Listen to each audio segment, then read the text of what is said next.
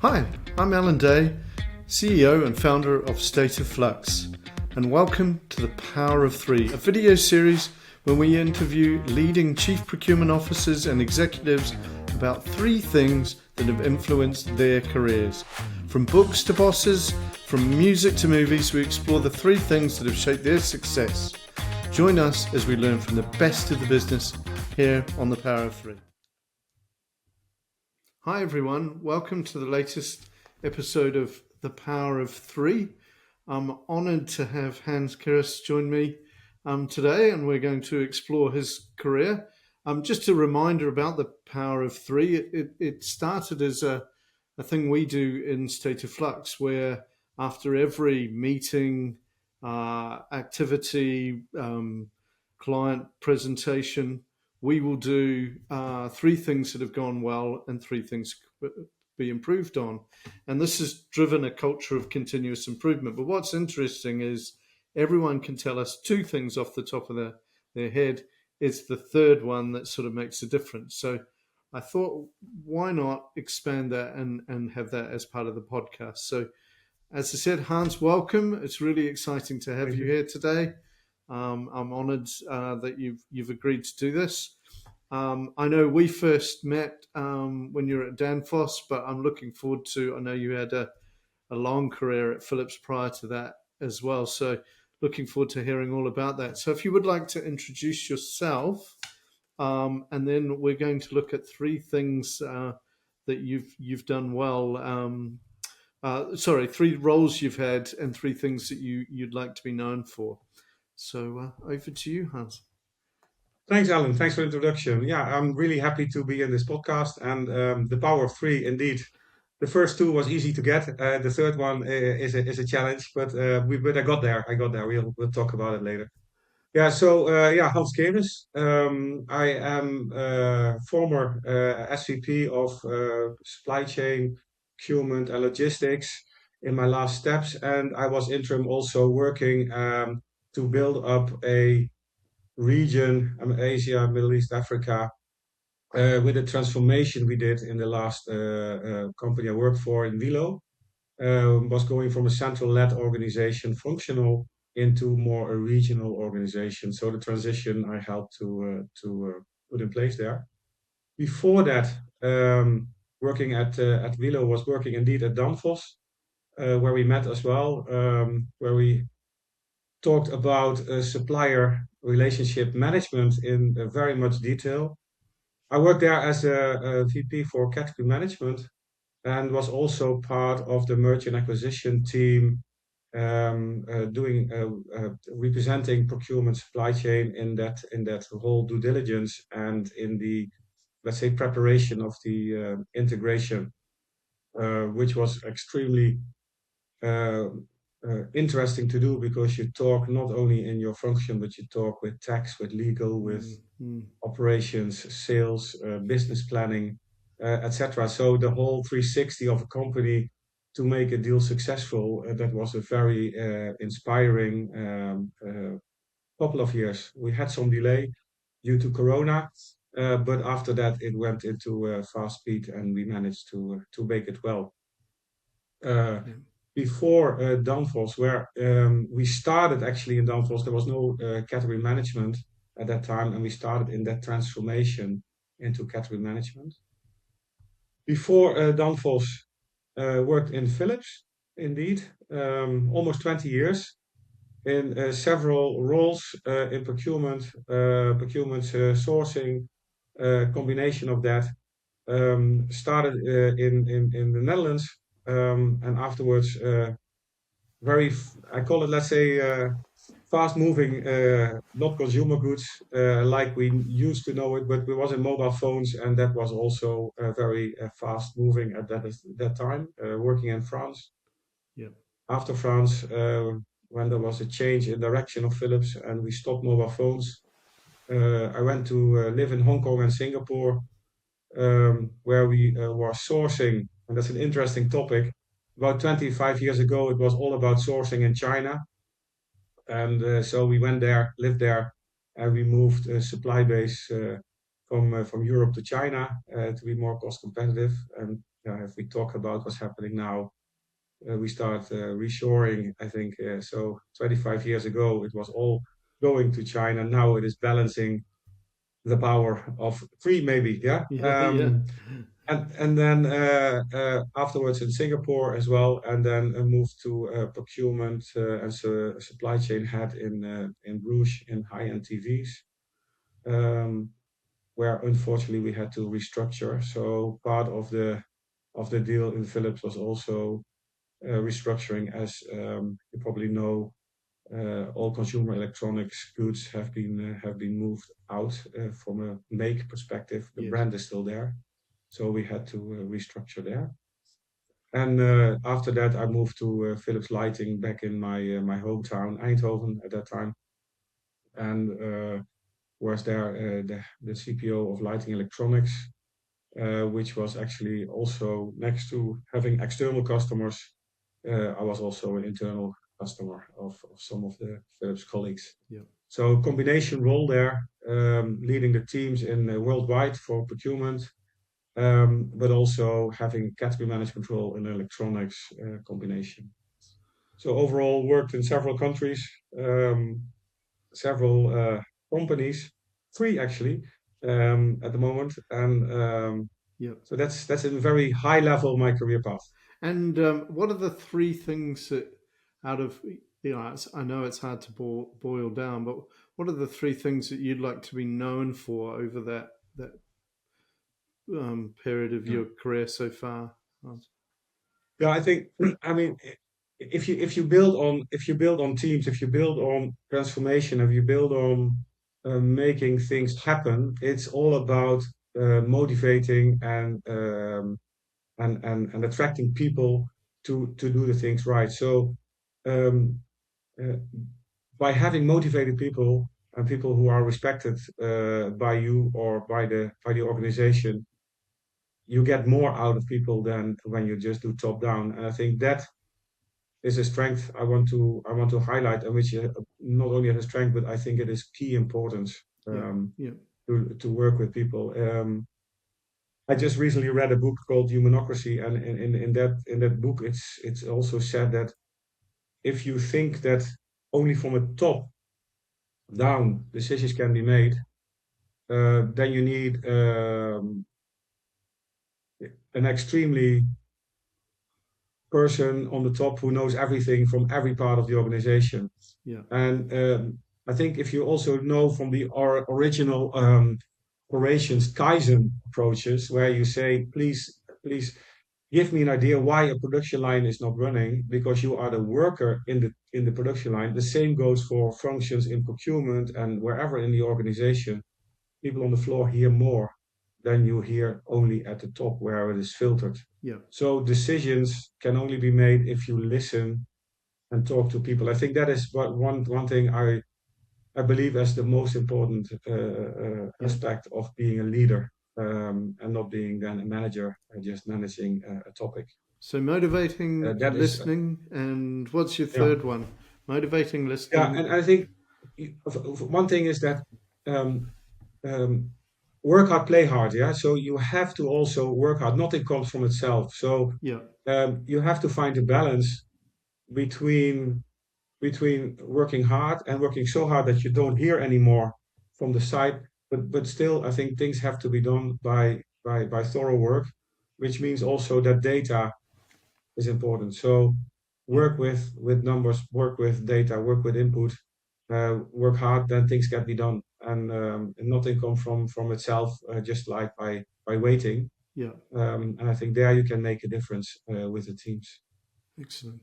Yeah, I, I love that. I mean, working with data, but just frankly, hard work, I think, is often undervalued.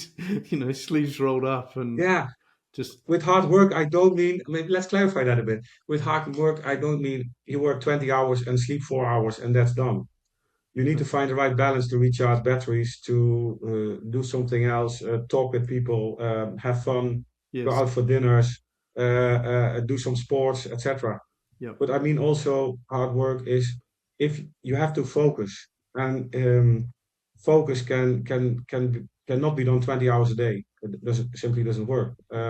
So you need to find with hard work is that if you focus and you go for it, that's what I mean. It's not that you can sit and lay back and think things will happen. So a bit of effort is needed, but don't overdo it. Yeah, I like it. that's important in my view. I like it. So let's get into some of the interesting things. I've asked you to think about three books that have Yeah, influenced you throughout your career. So and I know we were discussing one yeah, before this. I'm assuming it's on your list, but yeah, I'll hand it over to you to talk about the three books that you yeah. recommend.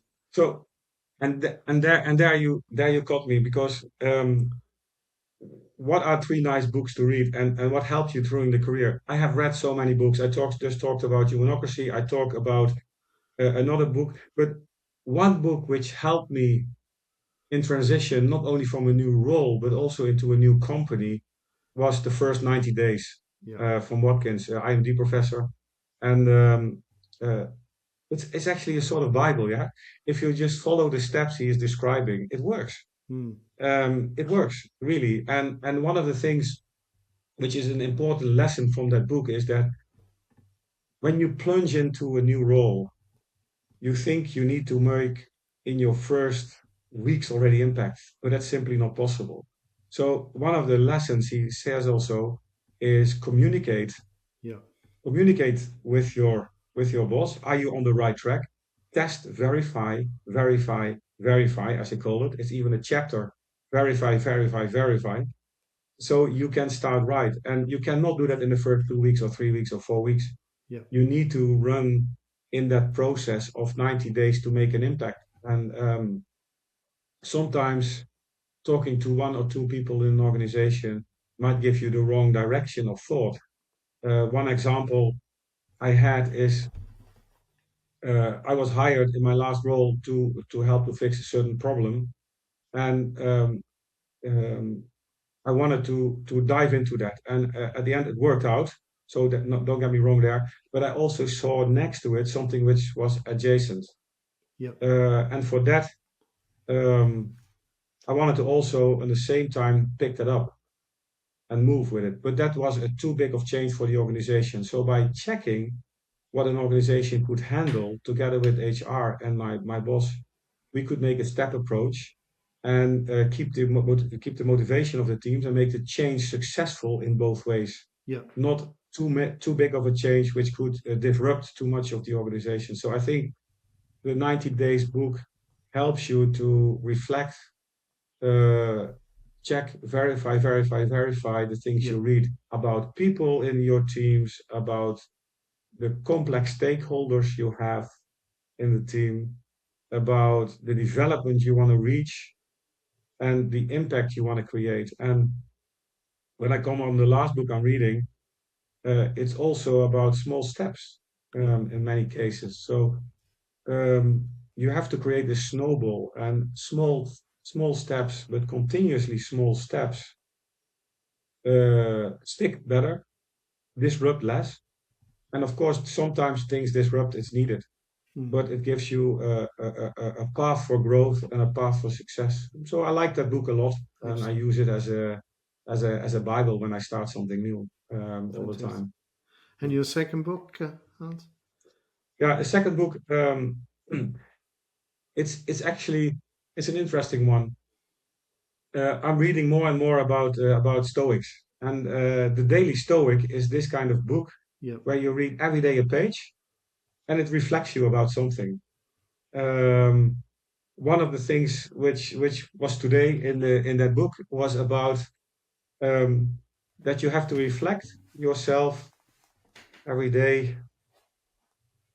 What am I thinking about? So what can I influence? Yeah, Yes. and there are some geopolitics in the world or some things happening in an organization you cannot influence. So thinking too much about that or keeping that busy and have sleepless nights will not help you moving forward. So what can you influence? Where can you make an impact? And it doesn't have to be big. It can be in small, in your family, in your environment, in your club, in your friends, uh, making small things and thinking about positive impact for other people or for yourself, rather than thinking too much ahead on things you cannot influence, Yeah. but you have to just accept. I think that's a nice reflection of today, for example. So that book gives you every now and then. Yeah. It's only 15, 20 minutes read. It's a thought which runs through the day, Yeah. and it helps you to reflect on certain things. So I like that book, Yeah. and that's from Ryan Holiday, and he also wrote this book, Discipline is Destiny, where it helps you to be more thinking about the mind, the body, and the spirit Yeah. on, yeah, how you cooperate in this field, because there are so many things around you which could influence your well-being, but how to take it into something for yourself and make then an impact for the rest of the Yeah. for your family, for your friends, but also for yourself. Interesting book. Nice. And your final book, I'm assuming, My is final book is something I'm reading now. yeah. It's called it's The Strategy Shortcut. Yeah. I thought it might be that And one. yeah, exactly. And what I like about this one, it's I was doing this training course about creating impact with business impact with AI, Yeah. and it was all about um, that AI is a buzz. Yeah, it's there, and many of the times we think about large language models, but there is much more around AI. And this professor, Jeroen Flanders, he is a professor at this business school, TL Business School. I was doing the course with, but he's also well known Yes. in the world of strategy creation. And what he is saying is that you have to have, he call it the he's calling it the head connection. So people need to be aware of your strategy. Yeah. The heart connection, people need to care about the strategy. And what sometimes is forgotten is also the hands, Mm. because you need to also have the energy to push that strategy forward and make it successful. And he gives I'm not completely finished yet, but he gives it a thought to make sure that it is not something which is just on paper, a strategy. It could be a procurement strategy, it could be any, Yeah. but how does it fit in your organization? How is it derived from your business strategy? How do you get people motivated? How do you communicate enough to get that stuck into the organization? But how do you execute? And Mm. also here, talking about small steps. So make small steps. If you talk about a strategy 2030, you're not there. Yeah. Yeah. At this 2026 only. So how do you create that successful? How do you review that in a successful way? And how do you set measurements? So you have to think about measurements which you can review, and you adapt your strategy in case things is needed to be adapted. So Excellent. interesting book, relevant for many people in my view, especially when we talk about AI. Yeah. If I Yeah. can make a small sidestep there, Alan, a lot of people talk about AI where they say we need to create an AI strategy, but that's intrinsically wrong. You create a strategy, and AI could be a tool to help you to reach that strategy. An AI strategy doesn't tell you what you need to do to reach a certain customer or to reach a certain market. So your strategy could be supported by AI and not the other way around. I agree. And we're doing a lot ourselves around AI and how you use that in supply management.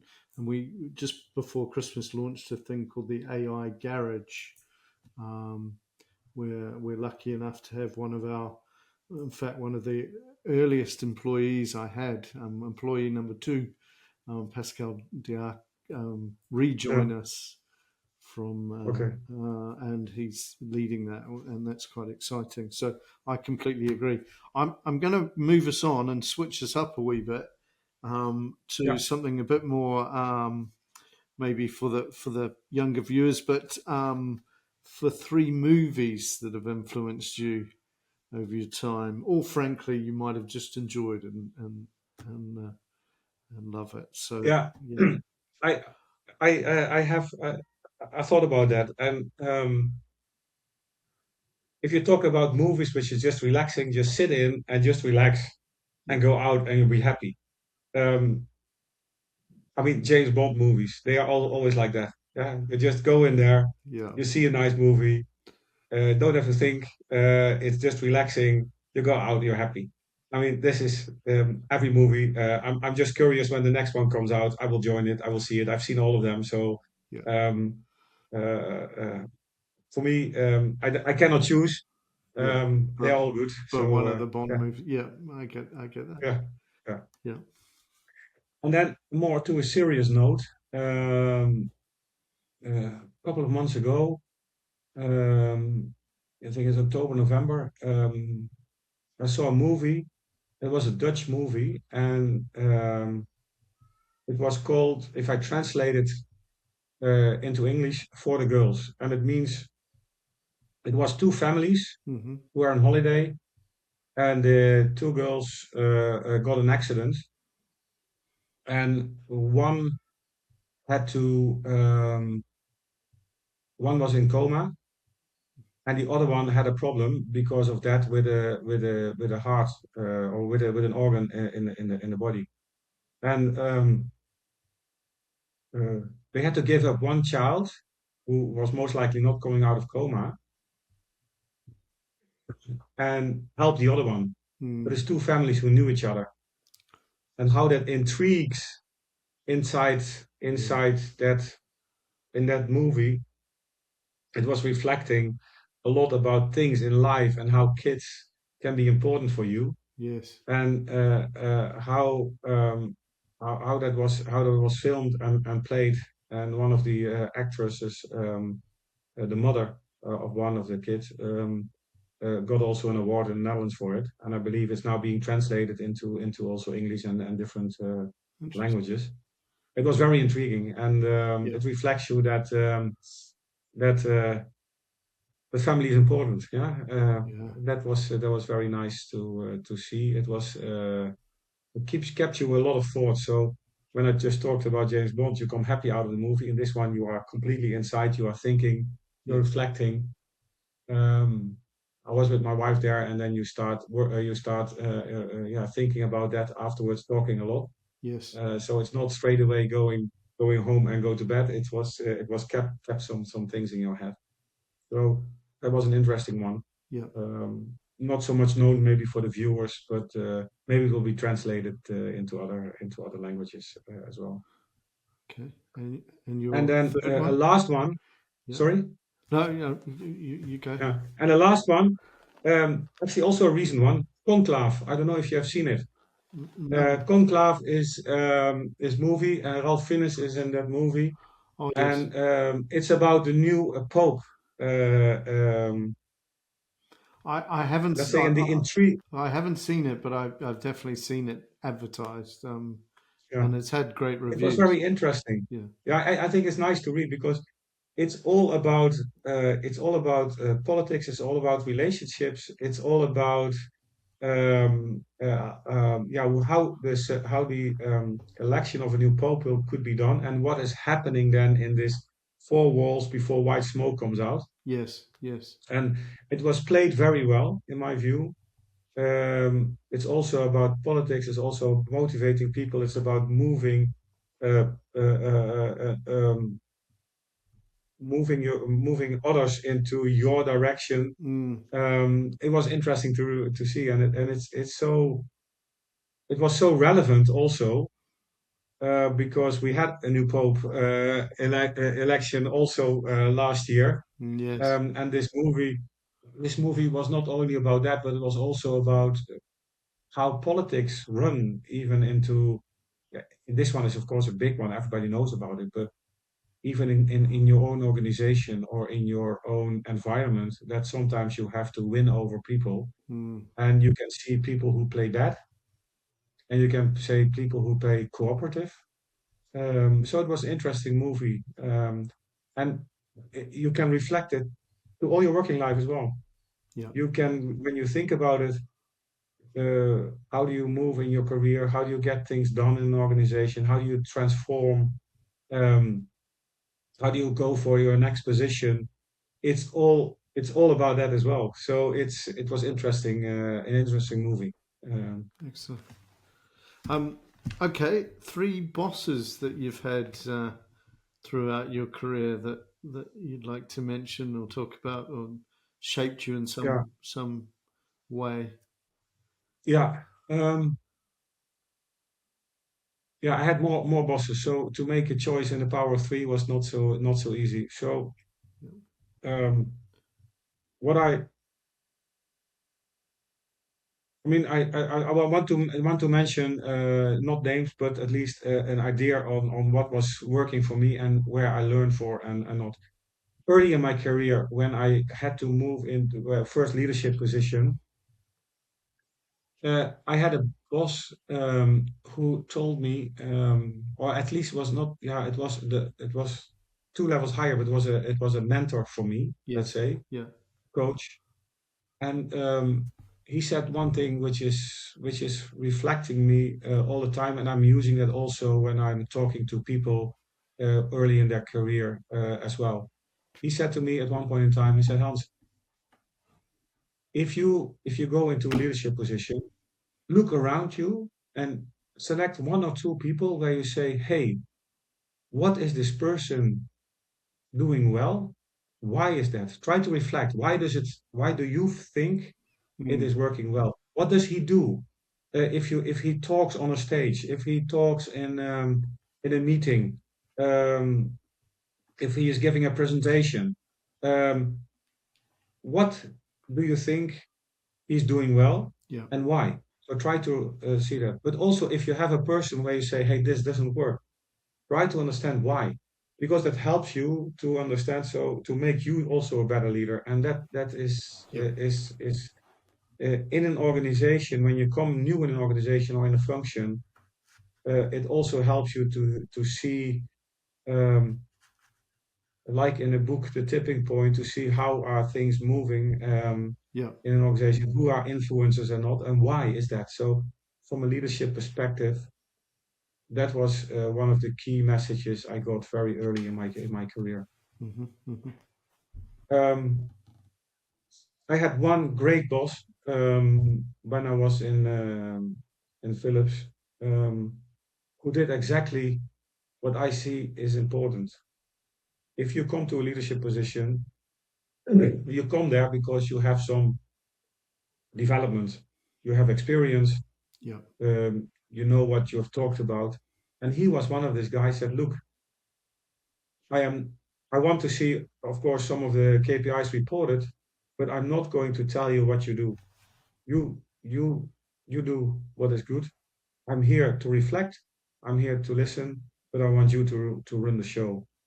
And that was very important for me because something I also had in my career is bosses who are micromanagers. Mm. So in one of the roles, I had a boss who asked. He said, "Do you mind if I sometimes talk to your teammates?" I said, "No problem. You can, no problem about that."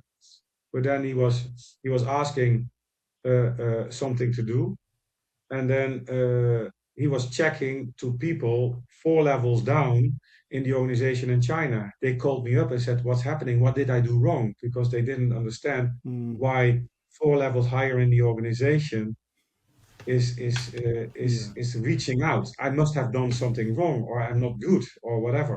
Yeah. So I mean, you have this boss which was great for me, saying, and he helped me also to say what I said earlier in the call, that it is important that you let people from bottom up blossom by their ideas, by their thoughts, and you can steer them if things go wrong, but Yeah. or help them in their thoughts, but not top down or micromanage, and these kind of things I've seen as well. So Yeah. Yeah. Excellent. Um, so I'm going to now move you on to three quotes that you've come across, you live by, or you just enjoy. yeah, The three quotes that you can think of. yeah. I mean, I was thinking about the fourth one as well, and I mentioned that one now. It's the definition of insanity. Yeah, doing things over and over again and expecting a different result from Einstein. This quote. Yes. Um, uh, I think that reflects me in many things. So you can be you can be flexible in your thought, and you need to be creative. Yeah. Uh, and then I stumbled into, and I'm reading it from this paper just to make sure I say it right. We are in an organization of constant change, isn't it? So, of in a world, so Yep. things happen suddenly, especially now. And if you then use the energy, as I said earlier, to try to fight that change, it doesn't because it Yeah. happens. So then it says here the only way to make sense out of change is to plunge into it, move with it, and join the dance. And that's from Alan Watts. And I think that's a Okay. really, really nice one to think about, because Yeah. if you know you cannot change it, then you have to embrace it and figure out what is it for me, what is in it for me, how does it work, Yeah. and what can you make best out of it. Yeah. And And join I the think that's dance. an important. Yeah. Yeah, exactly. Yeah. Yeah. Excellent. Um, and with that other strategy book in mind, Yeah. but also with the thoughts I said earlier, that you have to have your thoughts organized in a way to make sense of a direction. And Seneca, one of the Stoics, he said, if one does not know to which port one is sailing, no wind is favorable. Yeah. So if if you think about that, you have a certain thing in mind, but if you don't know where and how you want to reach that goal or the thing you have in mind, then the wind can blow you to any port, but not to the right one. Yeah. And yeah, it's also a thought which I regularly use when I start talking about in last keynote speech. I did it as well when we talk about change, about AI and things like Yes. that. So, Yeah. what is it you want really? Think that through first and communicate about it. Think about it, how you're going to do it, and only then you can ask the wind to blow you in the right direction. Yeah. That's Yeah, a good one. And you're if I'm not counting the first one, um, yeah, that watching was one quite a other lot. one, Yeah. Or sneaking a fourth and that one is. in. Yeah.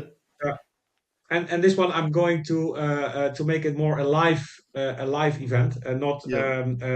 a work only related topic.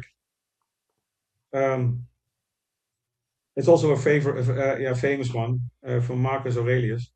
The happiness of your life depends on the quality of your thoughts. Mm, that's a good one, isn't it? So yeah, and this is something which I every now and then think about, because you can think all things bad or whatever, but for me, positive attitude towards Yes. something. It can be done. Half full the glass. The quality of your thoughts helps you to sleep better at night, to work through the day, to be happy, Yeah. to be positive, to laugh, to have humor. That is important. Yeah, Yeah. Very good. bit of philosophical ending of the quotes. Yeah, absolutely. And so changing it back to a bit more fun, three music tracks that Yeah, that was a that. I mean, there you got me. yeah. I like a lot of music, and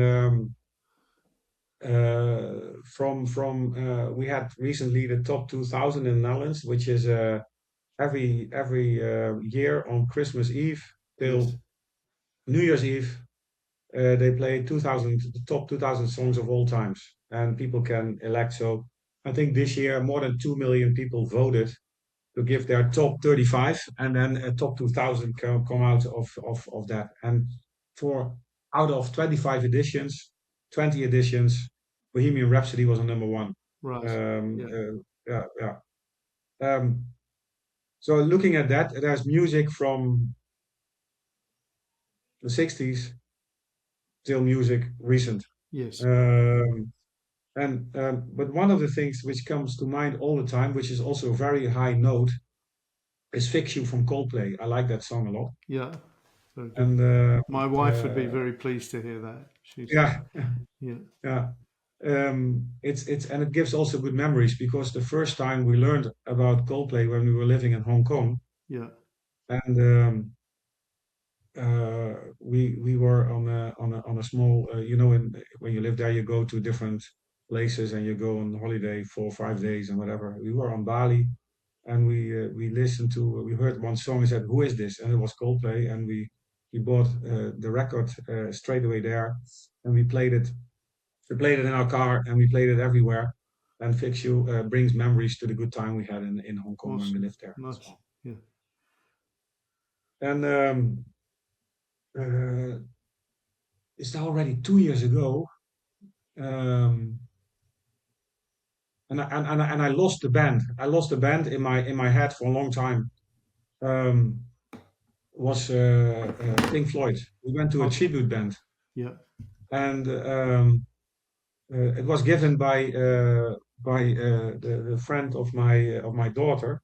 He took us, my wife and myself, to Pink Floyd tribute band, yeah, and you need to have time to listen to it because the songs are pretty long and everything. yes, But yeah, one song which is so relevant and nowadays is "Keep Talking" from okay, from Pink Floyd. yeah, yeah, And "Keep Talking" is talking about communication, talk with each other. nice.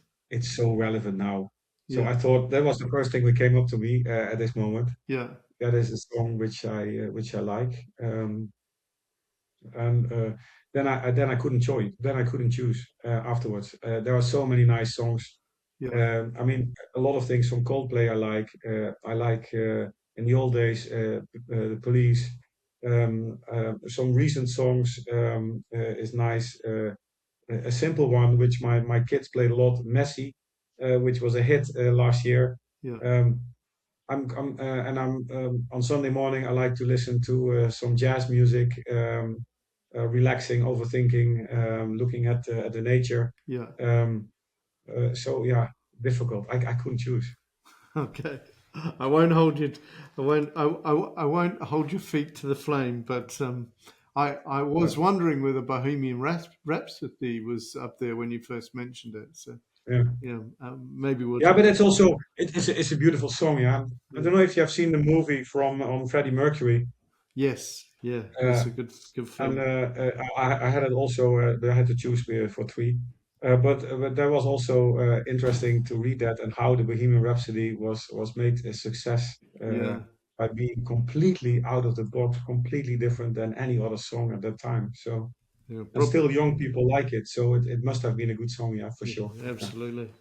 So why don't we look at kind of circling back and look at three things that you've done well. Um, and so a bit we're going to borrow a bit of the kind of state of flux influence there of three things you've done well and three things you'd improve on before we wrap up and look at three pieces of advice. Mm. So do Yeah. you want to think of three Yeah. things you've done well and three things you could improve on? Yeah. Yeah, so for me, I think a transformation, when we talk about that, Yeah, a couple of things helped, but from a transformational point of view, when I started in Danfoss, we had to move uh, from a BU, let's say business-oriented category management at that time. So I'm talking about 2013, 2014. Um, we wanted to leverage. yeah, Uh, to change in the organization, the central team. At that time, the company was 4.5 billion euro.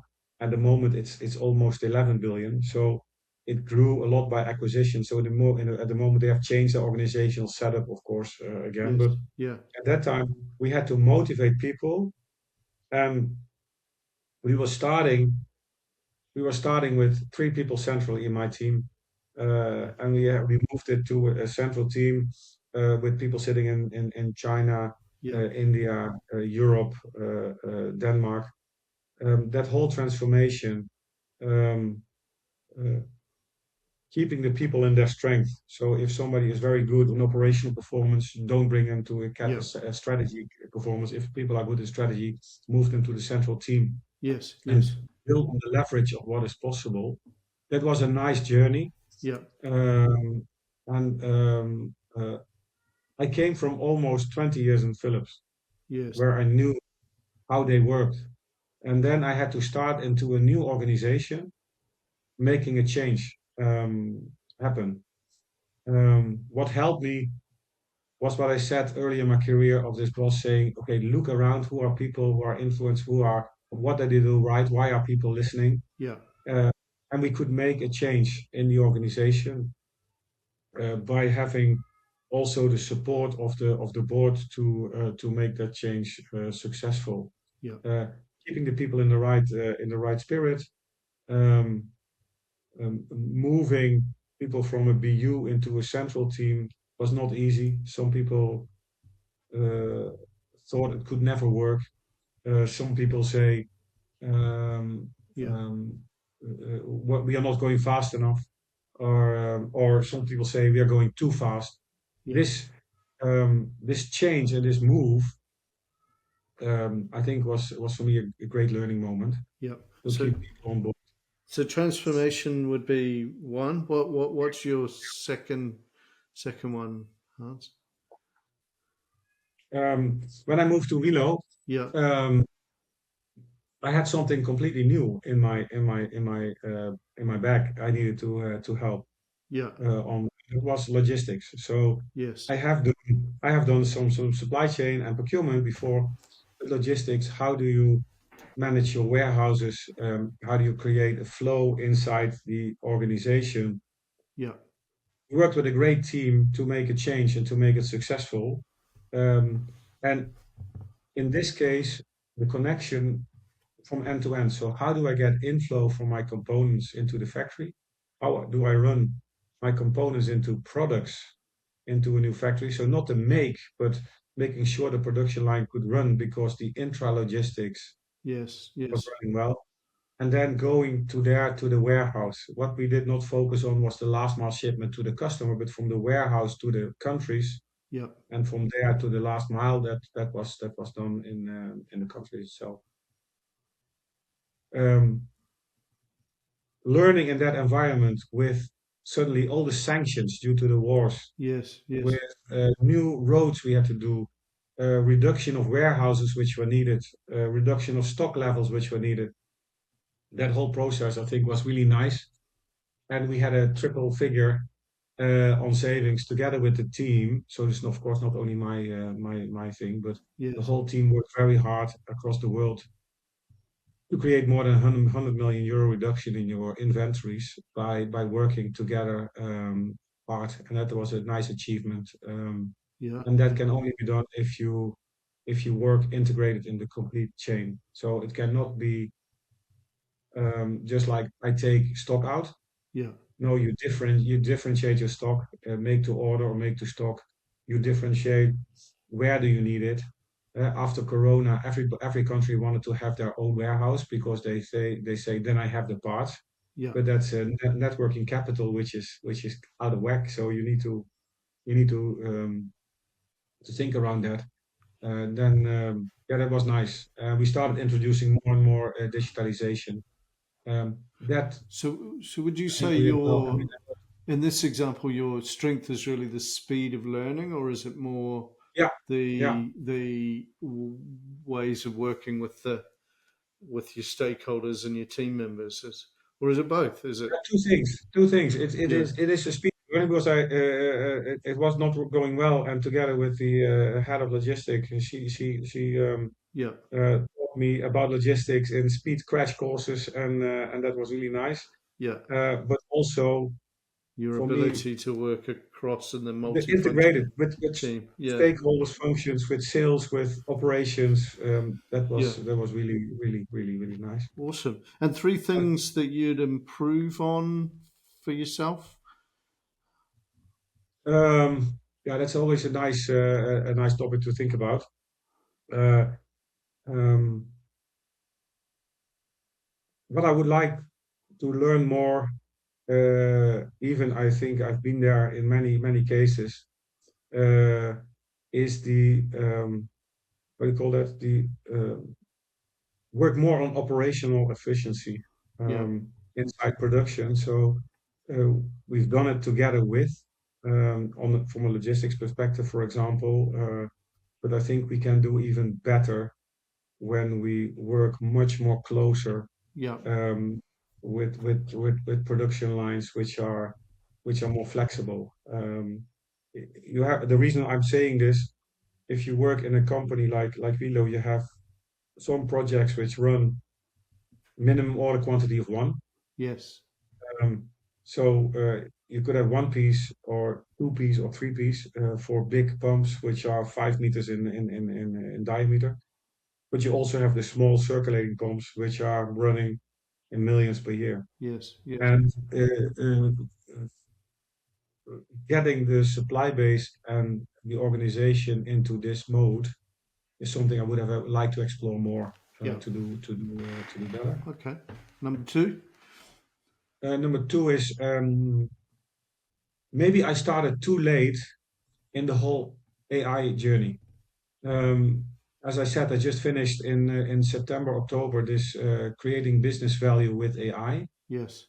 course, and I think I could have pushed it harder. Yeah. Not because not to tick mark AI is being used, but I give you one example which we were doing maybe late, but could have been better. When you reduce warehouses Yeah. and you want to optimize production, you could, for example, use AI tools to optimize container loading, Yeah.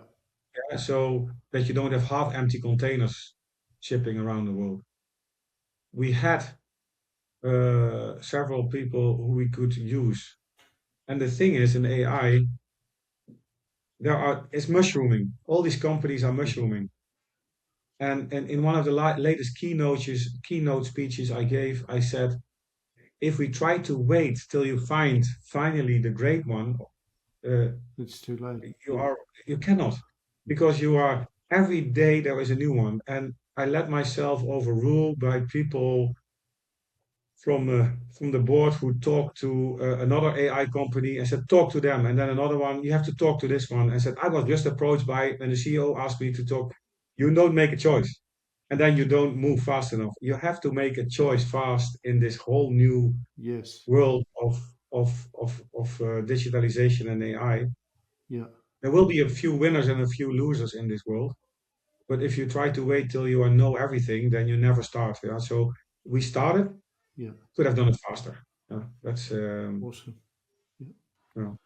And what are your three pieces of advice for listeners starting their career in procurement and supply chain? Yeah. So Or if you start a procurement and supply chain, yeah. one of the things is you are part of an integrated network. You are part of a supplier delivers something, there is a company making something, and there is something going to a customer. Yes. And you always have, in my view, to think end to end. The influences you make on one part in the chain influences the rest of the chain. So creating that view for you, what is the impact of your choice is very important. Yeah. And linked to that, maybe a second one, Alan, is that um, when you think functional um, in your strategy on your direction setting, you always have to think what is the company want to achieve, Yes. because Yeah. there is a Very good company advice. strategy. Yeah. Yeah. And you always have to reflect in that as well. So next to the operational chain I'm talking about, the direction or the strategy you are setting is you have to really understand, is it derived from the company strategy? Yeah. And it is company strategy, procurement strategy, category strategy, supplier strategy. You cannot make a supplier strategy if you don't see the potential impact it gives to the company value. One example, if everybody says we're going to develop Africa, or we're going to develop whatever, Middle East, you need to set up and think with your supply base. Are there any issues in your current supply base? How to get there, and then moving a supply base to a country or a situation where you think you have a nice price, but you're part of high cost on transportation, or you need to have too much stock to be able to do so, then it's maybe not the right strategy. So think holistically on when you make your strategy and derive it from the top. Excellent. Uh, And maybe the third one, Alan, the yep. last one, Yep. advice for me is what I said earlier. You have to communicate a lot, and talking to a lot of people, but also reflect on a boss, a leader Mm. who you think is doing well. What can I learn from that leader? Why is a leader acting in such a way? Why does it resonate with me? This is also an important one, especially when you're start of your career. I think that's a, while all of them are brilliant, but yeah, certainly it's a great piece of advice. And I know certainly in my career how much I've been shaped by the different leaders that you've worked for, and watching how they do things. So yeah, Yeah, I think it's great. I think it's an exactly. interesting situation we're in where people aren't going to the office to see those leaders in action as much as Yeah, they used to. So that's going to be an interesting time from that. This has been excellent. Thanks so much for taking the time. It's been great to get some insight into your great career, and I hugely appreciate your time. And I'll wrap it up there, and we'll look forward to speaking further. thank you, Alan, and I really enjoyed it. So thanks.